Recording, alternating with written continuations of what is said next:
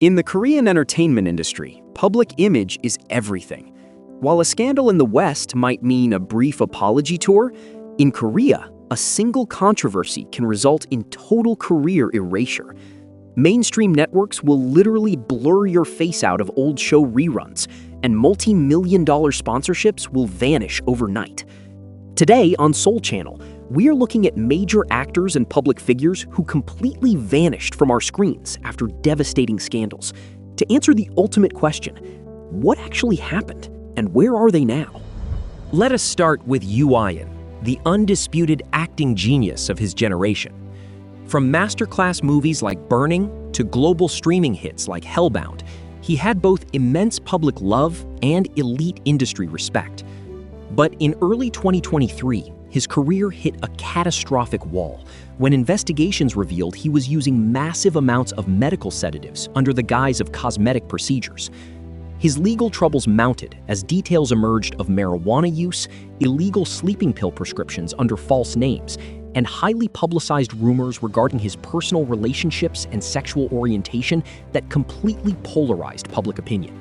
The High Court ultimately handed him a 1-year prison sentence, suspended for 2 years. While he avoided immediate jail time due to the suspension, his acting career is on an indefinite freeze.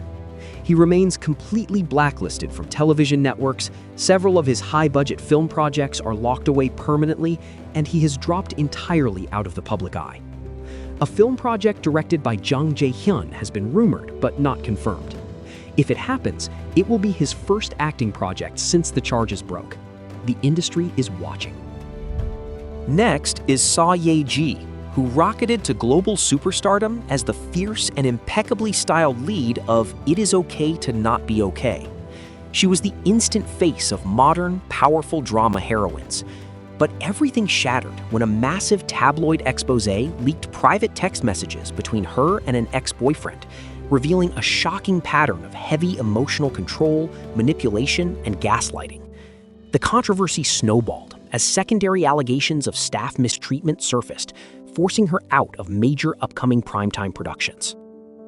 She attempted a television comeback in 2022 by starring in the revenge melodrama Eve, but the public backlash was too severe, and mainstream television remained firmly closed to her afterward. Refusing to quietly retire, she signed with a prominent new agency and successfully pivoted to a completely different medium, making a low-profile theater stage debut in the play Crying for You, attempting to rebuild her foundation strictly through live acting. Next is Park Si-woo. Park Si-woo was a beloved romantic leading man in the early 2010s. At the absolute zenith of his primetime fame in 2013, a female trainee accused him of sexual assault following a night out, triggering an intense police investigation and a formal indictment. He fiercely denied the allegations throughout the entire ordeal, and the case was ultimately dropped with no conviction after the accuser officially withdrew the charges. But in the court of public opinion, the damage was done.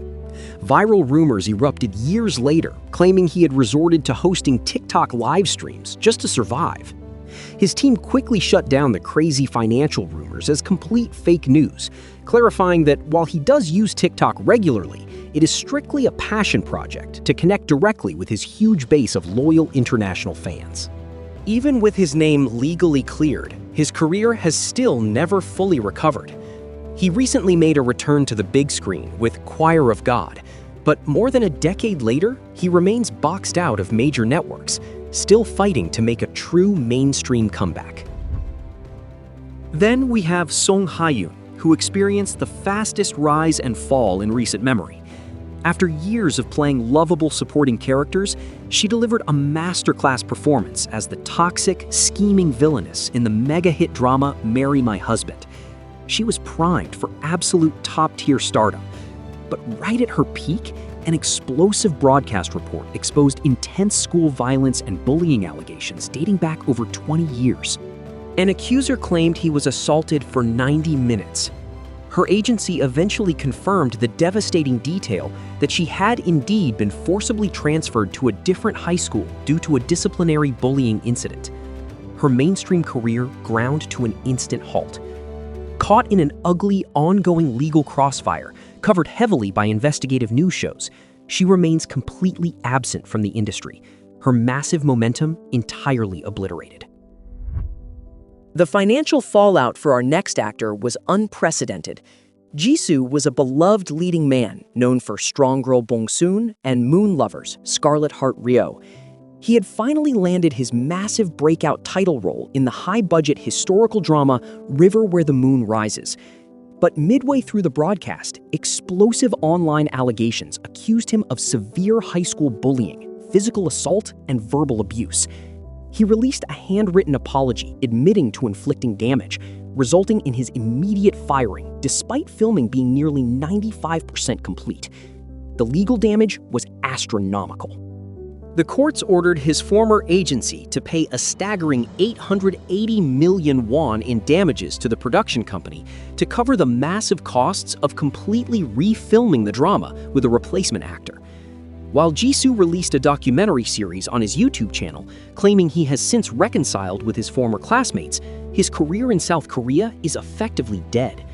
He has completely relocated his base of operations overseas, signing with an agency in the Philippines to film local action shows. Next up are the defiant second-generation exiles, Park Yoo-chan and Kim Hyun-joong. These two titans practically defined the early K-pop wave. Kim Hyun-joong was derailed by a grueling, multi-year legal war with an ex-girlfriend involving assault allegations. Park Yoo-chan was accused of sexual assault by 4 women, and the charges were eventually dropped, but he was later permanently banned from television following drug use and massive tax evasion scandals. Both stars have essentially turned their backs on South Korea, realizing that domestic broadcast networks are permanently closed to them. Instead, they rely strictly on international nostalgia to survive. Park Yoo-chan spends his time overseas, hosting independent music events and fan meetings in Japan and Thailand, while Kim Hyun-joong operates entirely outside the mainstream lens, funding independent music and touring globally for a fiercely loyal international fan base.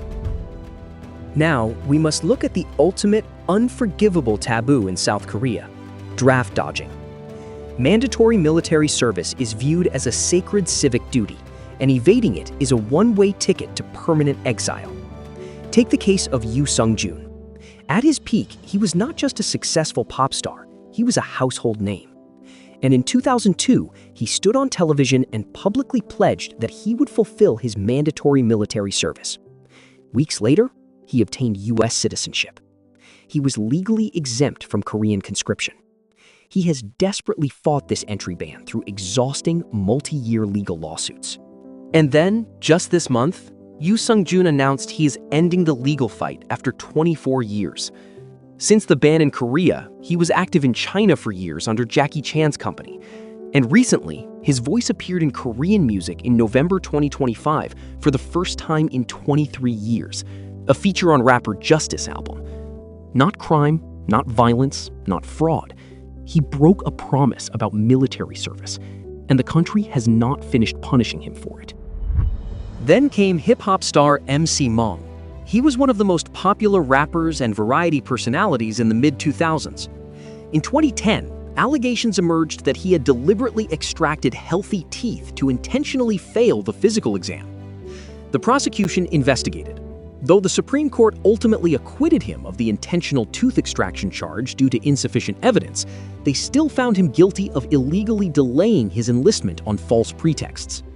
He managed a music comeback in 2014 with his album Miss Me or Diss Me, and even pivoted behind the scenes to co-found 100 label in 2023, the agency behind K-pop groups like The Boys. But his quiet survival has suddenly been thrown right back into a massive modern storm. The label has been hit with severe legal trouble regarding unpaid earnings to its artists, alongside explosive corporate allegations of embezzlement and illegal gambling, targeting both MC Mong and the label's CEO. Though MC Mong fiercely denies everything, and the active case is still unfolding in the legal system, his public standing has once again been reduced to absolute ash. Industry cancellation is not always permanent. A select few have faced career-ending controversies but managed to find their way back into the public good graces. Take Kim Sun-ho.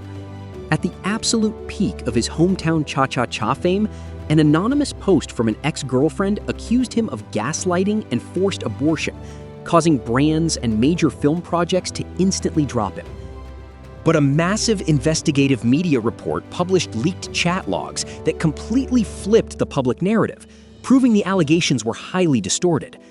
Because his core fandom stayed fiercely united and the truth cleared his name, he did not just survive, he made a triumphant return to cinema, starring in high-profile thrillers like The Child and to TV with When Life Gives You Tangerines.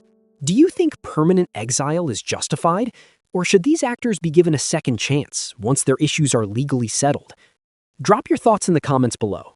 Hit that subscribe button to stay locked into Seoul Channel, and I will see you guys in the next deep dive.